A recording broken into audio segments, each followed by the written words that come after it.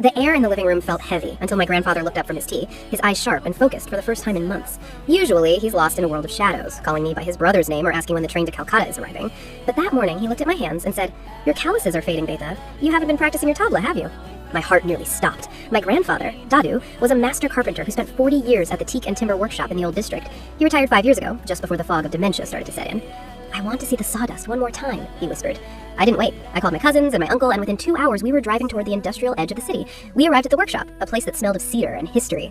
The new owner, a man Dadu had trained decades ago, saw us coming through the gate. He dropped his level and ran over, eyes brimming with tears, and touched Dadu's feet in respect. We sat on the back patio of the workers' canteen, right next to the buzzing lathes. We were loud, 6 of us, shouting over the machinery, laughing about the time Dadu accidentally varnished a supervisor's shoes, and passing around boxes of sweets. Dadu was pointing at the heavy-duty saws, explaining the exact angle needed to grain-match Burmese teak. A man at the only other occupied table, dressed in a sharp suit and looking at his watch every 30 seconds, finally slammed his hand down. "Is this a workshop or a fish market? I'm trying to finalize a contract here. Keep the old man quiet." The table went dead silent.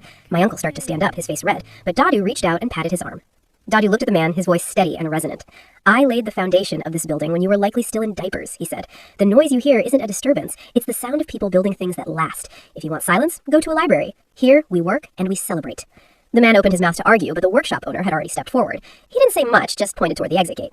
The man in the suit gathered his papers and practically ran to his car. The owner brought out a small wooden chest. "We still use your dovetail design for the premium orders, master," he said.